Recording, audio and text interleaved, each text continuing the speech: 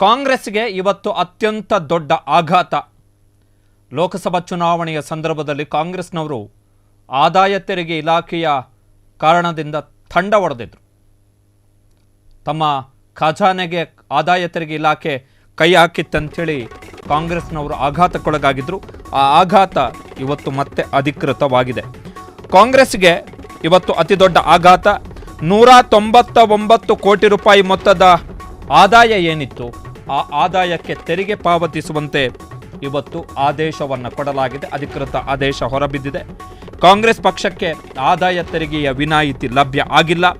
ಕಾಂಗ್ರೆಸ್ ಪಕ್ಷ ಸಲ್ಲಿಸಿದ್ದಂತಹ ಮೇಲ್ಮನವಿ ಅರ್ಜಿಯನ್ನು ಆದಾಯ ತೆರಿಗೆ ಇಲಾಖೆಯ IT ಟ್ರಿಬ್ಯುನಲ್ ಏನಿದೆ, ಆದಾಯ ತೆರಿಗೆ ಮೇಲ್ಮನವಿ ನ್ಯಾಯಮಂಡಳಿ ಏನಿದೆ, ಅಪಿಲೇಟ್ ಟ್ರಿಬ್ಯುನಲ್, ಅದು ವಜಾಗೊಳಿಸಿದೆ. ಅವಧಿ ಮುಗಿದ ಬಳಿಕ ಆದಾಯ ತೆರಿಗೆಯ ದಾಖಲೆಗಳನ್ನು IT ರಿಟರ್ನ್ಸ್ ಏನಿದೆ ಅದನ್ನು ಸಲ್ಲಿಕೆ ಮಾಡಿದ್ದಾರೆ ಎನ್ನುವಂಥದ್ದು ಒಂದು ಅಂಶವಾದರೆ, ಎರಡನೆಯದ್ದು ನಿಗದಿತ ಮಿತಿಗಿಂತ ಅಧಿಕ ಮೊತ್ತವನ್ನು ನಗದಿನ ರೂಪದಲ್ಲಿ ಕಾಂಗ್ರೆಸ್ ದೇಣಿಗೆಯನ್ನಾಗಿ ಸ್ವೀಕಾರ ಮಾಡಿದೆ ಎನ್ನುವಂಥದ್ದು ಎರಡನೆಯ ಅಂಶವನ್ನು ಉಲ್ಲೇಖ ಮಾಡಿ 199 ಕೋಟಿ ರೂಪಾಯಿ ಮೊತ್ತದ ಆದಾಯ ಏನಿತ್ತು 2018ರ ಆರ್ಥಿಕ ವರ್ಷದಲ್ಲಿ ಅದಕ್ಕೆ ಸಂಬಂಧಪಟ್ಟ ಹಾಗೆ ಆದಾಯ ತೆರಿಗೆಯನ್ನು ಕಟ್ಟುವಂತೆ ಇವತ್ತು ಆದಾಯ ತೆರಿಗೆ ಮೇಲ್ಮನವಿ ನ್ಯಾಯಮಂಡಳಿ ಇವತ್ತು ತನ್ನ ಆದೇಶವನ್ನು ಹೊರಡಿಸಿದೆ. Very important, big setback ಕಾಂಗ್ರೆಸ್ಗೆ. ಇವತ್ತಿನ ಆದೇಶ ಏನಿದೆ, ಇನ್ಕಮ್ ಟ್ಯಾಕ್ಸ್ ಅಪಿಲೇಟ್ ಟ್ರಿಬ್ಯುನಲ್ ಇವತ್ತು ಹೊರಡಿಸಿರುವಂಥ ಆದೇಶ ಏನಿದೆ ಅದು 2018-19ರ ಆರ್ಥಿಕ ವರ್ಷದಲ್ಲಿ ಕಾಂಗ್ರೆಸ್ಸಿಗೆ ಒಟ್ಟು 199.15 ಅಂದರೆ 199 ಕೋಟಿ ರೂಪಾಯಿ ಆದಾಯ ಬಂದಿತ್ತು. ಇದಕ್ಕೆ ಸಂಬಂಧಪಟ್ಟ ಹಾಗೆ ಆದಾಯ ತೆರಿಗೆಯನ್ನು ಕಟ್ಟಬೇಕು ಅಂಥೇಳಿ ಆದಾಯ ತೆರಿಗೆ ಇಲಾಖೆ ಕಾಂಗ್ರೆಸ್ಸಿಗೆ ಸರಣಿ ನೋಟಿಸುಗಳನ್ನು ಕೊಟ್ಟಿತ್ತು. ಅದರಲ್ಲೂ ಕೂಡ ಕಳೆದ ವರ್ಷ 2024ರ ಚುನಾವಣೆಯ ಸಂದರ್ಭದಲ್ಲಿ ಇದು ಸಾಕಷ್ಟು ದೊಡ್ಡ ಚರ್ಚೆಗೆ ಕಾರಣ ಆಯಿತು. ಕಾಂಗ್ರೆಸ್ಸಿಗೆ ತನ್ನ ಚುನಾವಣಾ ಫಂಡ್ಗಳನ್ನು ಖರ್ಚು ಮಾಡದ ಹಾಗೆ ಮೋದಿ ಸರ್ಕಾರ ಆದಾಯ ತೆರಿಗೆ ಇಲಾಖೆಯನ್ನು ಬಳಸಿಕೊಳ್ತಾ ಇದೆ ಎನ್ನುವಂಥ ಆರೋಪವನ್ನು ಕೂಡ ಕಾಂಗ್ರೆಸ್ ಮಾಡಿತ್ತು.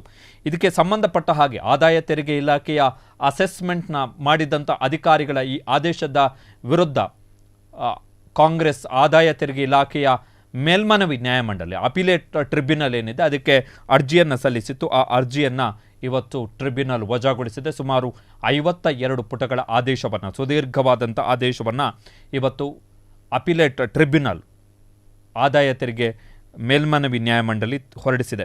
ಒಂದು ಪ್ರಮುಖವಾಗಿ ಕೊಟ್ಟಿರುವಂತಹ ಕಾರಣ ಏನು ಅಂತ ಹೇಳಿದ್ರೆ, 2018-19ರ ಆದಾಯ ತೆರಿಗೆ ವರ್ಷ ಏನಿತ್ತು ಅದಕ್ಕೆ ಸಂಬಂಧಪಟ್ಟ ಹಾಗೆ 2018ರ ಡಿಸೆಂಬರ್ ತಿಂಗಳ ಅಂತ್ಯದ ಒಳಗಡೆ ಕಾಂಗ್ರೆಸ್ ತನ್ನ ಆದಾಯ ತೆರಿಗೆಯನ್ನು ಸಲ್ಲಿಕೆ ಮಾಡಬೇಕಿತ್ತು. ಅದಕ್ಕೆ ಸಂಬಂಧಪಟ್ಟಂಥ ದಾಖಲೆಗಳನ್ನು ಸಲ್ಲಿಕೆ ಮಾಡಬೇಕಿತ್ತು. ರಾಜಕೀಯ ಪಕ್ಷಗಳಿಗೆ ಚುನಾವಣಾ ಆಯೋಗದ ನಿಯಮಗಳ ಪ್ರಕಾರ ಮತ್ತು ಇನ್ಕಮ್ ಟ್ಯಾಕ್ಸ್ನಲ್ಲೂ ಕೂಡ ಆದಾಯ ತೆರಿಗೆ ವಿನಾಯಿತಿ ಇದೆ ರಾಜಕೀಯ ಪಕ್ಷಗಳಿಗೆ, ಅವುಗಳಿಗೆ ಬರುವಂತಹ ಆದಾಯಗಳಿಗೆ. ಆದರೆ 2018-19ರ ಆರ್ಥಿಕ ವರ್ಷಕ್ಕೆ ಸಂಬಂಧಪಟ್ಟ ಹಾಗೆ ಕಾಂಗ್ರೆಸ್ ತನ್ನ ಆದಾಯ ತೆರಿಗೆ ಅಥವಾ IT ರಿಟರ್ನ್ಸನ್ನು ಸಲ್ಲಿಕೆ ಮಾಡಿದ್ದು 2019ರ ಫೆಬ್ರವರಿ 2ನೇ ತಾರೀಕು. 2018ರ ಡಿಸೆಂಬರ್ ಅಂತ್ಯದ ಒಳಗಡೆ ಸಲ್ಲಿಕೆ ಮಾಡಬೇಕಿತ್ತು. ಸೊ ಅವಧಿ ಮುಗಿದ 1 ತಿಂಗಳ ಬಳಿಕ ಕಾಂಗ್ರೆಸ್ ತನ್ನ IT ರಿಟರ್ನ್ಸನ್ನು ಸಲ್ಲಿಕೆ ಮಾಡಿರೋದ್ರಿಂದಾಗಿ ಇನ್ಕಮ್ ಟ್ಯಾಕ್ಸ್ನ ಸೆಕ್ಷನ್ಗಳ ಅಡಿಯಲ್ಲಿ ನಿಮಗೆ ಆದಾಯ ತೆರಿಗೆ ವಿನಾಯಿತಿ ಲಭ್ಯ ಆಗಲ್ಲ ಎನ್ನುವಂಥ ಒಂದು ಪ್ರಮುಖ ಅಂಶವನ್ನು ಉಲ್ಲೇಖ ಮಾಡಿದೆ. ಎರಡನೆಯದ್ದು ಏನು ಅಂತ ಹೇಳಿದ್ರೆ, ಕಾಂಗ್ರೆಸ್ಸಿಗೆ ಸುಮಾರು 14,49,000 ರೂಪಾಯಿ ಮೊತ್ತದ ದೇಣಿಗೆ, 14,49,000 ರೂಪಾಯಿ ಮೊತ್ತದ ದೇಣಿಗೆ ನಗದು ರೂಪದಲ್ಲಿ, ಕ್ಯಾಶ್ ರೂಪದಲ್ಲಿ ಬಂದಿದೆ. ನಿಯಮಗಳಲ್ಲಿ ಏನಿದೆ ಅಂತ ಹೇಳಿದ್ರೆ 2,000ಕ್ಕಿಂತ ಹೆಚ್ಚಿನ ಮೊತ್ತದ ದೇಣಿಗೆಯನ್ನು ನಗದು ರೂಪದಲ್ಲಿ, ಕ್ಯಾಶ್ ರೂಪದಲ್ಲಿ ಕೊಡುವಂತಿಲ್ಲ.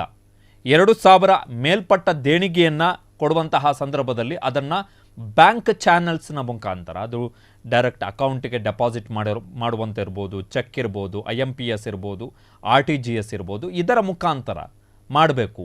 2,000ಕ್ಕಿಂತ ಕಡಿಮೆ ಆದರೆ ಕ್ಯಾಶ್ನ ಮುಖಾಂತರ ಕೊಡ್ಬೋದು. ಆದರೆ ಕಾಂಗ್ರೆಸ್ ಹಲವರ ಮುಖಾಂತರ ಸುಮಾರು 14,49,000 ರೂಪಾಯಿಯನ್ನು ನಗದಿನ ಮುಖಾಂತರ ಸ್ವೀಕಾರ ಮಾಡಿರೋದ್ರಿಂದಾಗಿ ಇದು ಬ್ಯಾಂಕ್ ಚಾನೆಲ್ಸ್ನ ಮುಖಾಂತರ ಸ್ವೀಕಾರ ಆದಂತಹ ಡೊನೇಷನ್ಸ್ ಅಲ್ಲ ಅಂಥೇಳಿ ಆ ಪ್ರೊವಿಷನ್ನ ಕಾರಣಕ್ಕೋಸ್ಕರವೂ ಕೂಡ ಕಾಂಗ್ರೆಸ್ ಸಲ್ಲಿಸಿದ್ದಂತಹ ಮೇಲ್ಮನವಿ ಅರ್ಜಿಯನ್ನು IT ಟ್ರಿಬ್ಯುನಲ್ ಏನಿದೆ ಅದು ವರದಿ ಮಾಡಿದೆ. ಇನ್ನು ಕಾಂಗ್ರೆಸ್ನ ಒಟ್ಟು ಆದಾಯ 2018 ಮತ್ತು 19 ಅವಧಿಯಲ್ಲಿ 199 ಕೋಟಿ 15 ಲಕ್ಷ ರೂಪಾಯಿ. ಕಾಂಗ್ರೆಸ್ ಖರ್ಚು ಮಾಡಿದ್ದು 2018-19 ಅವಧಿಯಲ್ಲಿ 197.43 ಕೋಟಿ ರೂಪಾಯಿ, ಅಂದರೆ 197 ಕೋಟಿ ರೂಪಾಯಿ 43 ಲಕ್ಷ. ಅಂದರೆ ಕಾಂಗ್ರೆಸ್ನ ಬಳಿ ಅದರ ಖಜಾನೆಯಲ್ಲಿ ಸರ್ಪ್ಲಸ್ ಉಳಿತಾಯದ ರೂಪದಲ್ಲಿ ಉಳಿದಿದ್ದು 1,71 ಲಕ್ಷ ರೂಪಾಯಿ.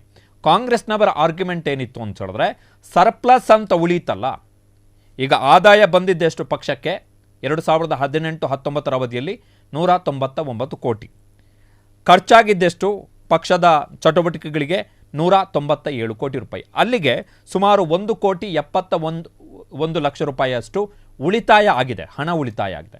ಆ ಉಳಿತಾಯ ಆಗಿರ್ತಕ್ಕಂತಹ ಮೊತ್ತಕ್ಕಷ್ಟೇ ನೀವು ತೆರಿಗೆ ಕಟ್ಟಿ ಅಂತ ಹೇಳಲಿಕ್ಕೆ ಸಾಧ್ಯ ಇದೆ.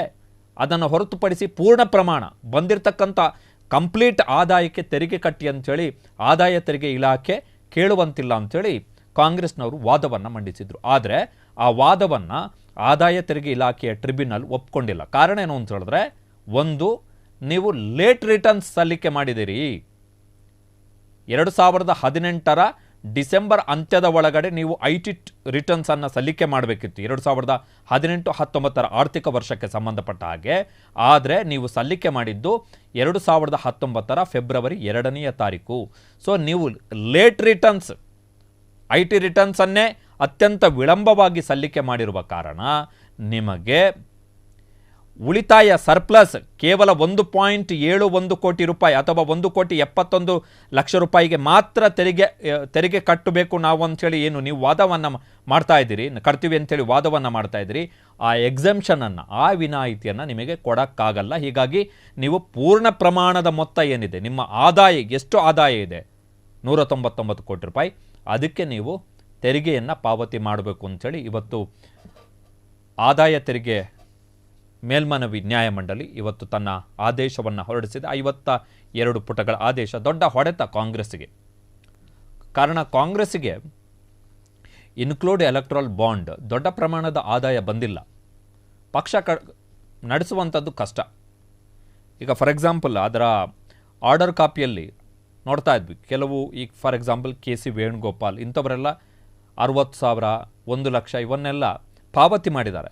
ಅದ್ರ ಮೇಲೂ ಕೂಡ ಅಬ್ಜೆಕ್ಷನ್ಸನ್ನು ರೈಸ್ ಮಾಡಿದೆ. ಕಾರಣ ಏನು ಅಂತ ಹೇಳಿದ್ರೆ, ಲೀಗಲೈಸ್ಡ್ ಚಾನಲ್ ಇನ್ಕಮ್ ಟ್ಯಾಕ್ಸ್ನ ಪ್ರಕಾರ ಡೊನೇಷನ್ ಕೊಡುವಂತಹ ಸಂದರ್ಭದಲ್ಲಿ ಇದೇ ರೂಪದಲ್ಲಿ ಡೊನೇಷನ್ ಕೊಡಬೇಕು ಅಂತೇಳಿ ಏನು ಪ್ರೊವಿಷನ್ಸ್ ಇದೆಯೋ ಅದರ ಪ್ರಕಾರ ನೀವು ಕೊಟ್ಟಿಲ್ಲ ಎನ್ನುವಂಥದ್ದು ಆದಾಯ ತೆರಿಗೆ ಇಲಾಖೆಯ ಆಕ್ಷೇಪ. ಅವರದ್ದೇ ಪಕ್ಷದವರು, ಕಾಂಗ್ರೆಸ್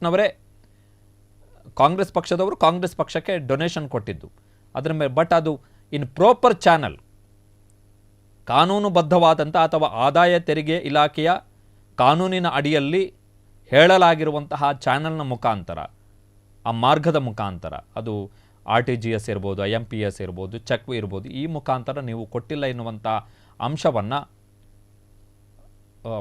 ಆದಾಯ ತೆರಿಗೆ ಇಲಾಖೆಯ ನ್ಯಾಯಮಂಡಳಿ ತನ್ನ ತೀರ್ಪಿನಲ್ಲಿ ಹೇಳಿದೆ.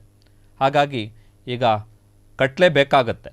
ಇಲ್ಲದಿದ್ದರೆ ದೆಹಲಿ ಹೈಕೋರ್ಟಿಗೆ ಇವರು ಅಪ್ಲಿಕೇಶನನ್ನು ಹಾಕಬೇಕು ಕಾಂಗ್ರೆಸ್ನವರು ಟ್ರಿಬ್ಯುನಲ್ನ ಆದೇಶದ ವಿರುದ್ಧ. ಅಲ್ಲಿ ಏನಾದರೂ ರಿಲೀಫ್ ಸಿಕ್ಕಿದ್ರೆ ರಿಲೀಫ್ ಸಿಗ್ಬೋದು. ಬಟ್ ವಿಳಂಬವಾಗಿ ತೆರಿಗೆ ಸಲ್ಲಿಕೆ ಮಾಡಿದ್ದೇ, IT ರಿಟರ್ನ್ ಸಲ್ಲಿಕೆ ಮಾಡಿದ್ದೇ ನಿಮಗೆ ವಿನಾಯಿತಿ ಕೊಡೋಕ್ಕಾಗಲ್ಲ ಅಂಥೇಳಿ ಅದೇ ಅಂಶವನ್ನು ಪ್ರಮುಖವಾಗಿ ಉಲ್ಲೇಖ ಮಾಡಿರೋದ್ರಿಂದಾಗಿ ಸಾಂವಿಧಾನಿಕ ನ್ಯಾಯಾಲಯಗಳು, ಅದು ದೆಹಲಿ ಹೈಕೋರ್ಟ್ ಇರ್ಬೋದು ಅಥವಾ ಸುಪ್ರೀಂ ಕೋರ್ಟ್ ಇರ್ಬೋದು, ಅಲ್ಲಿ ಹೋಗಿ ರಿಲೀಫ್ ಪಡೀಲಿಕ್ಕೆ ಮಾತ್ರ ಈಗ ಸದ್ಯಕ್ಕೆ ಕಾಂಗ್ರೆಸ್ನ ಬಳಿ ಅವಕಾಶ ಇರುವಂಥದ್ದು. ಬಟ್ ದೊಡ್ಡ ಹೊಡೆತ. ವಿಚಿತ್ರ ಏನು ಅಂತ ಹೇಳಿದ್ರೆ, ಬಿಹಾರ ಎಲೆಕ್ಷನ್ ಬೇರೆ ಹತ್ತಿರದಲ್ಲೇ ಇದೆ. ಈಗ ದುಡ್ಡು ಕಟ್ಟಲಿಲ್ಲ ಅಂದರೆ ಏನು ಮಾಡ್ತಾರೆ, ಅದು ವೆರಿ ಇಂಪಾರ್ಟೆಂಟ್. ತೆರಿಗೆ ಕಟ್ಟಲಿಲ್ಲ ಅಂದರೆ 199 ಕೋಟಿ ರೂಪಾಯಿಗೆ ತೆರಿಗೆ ಕಟ್ಟಬೇಕು.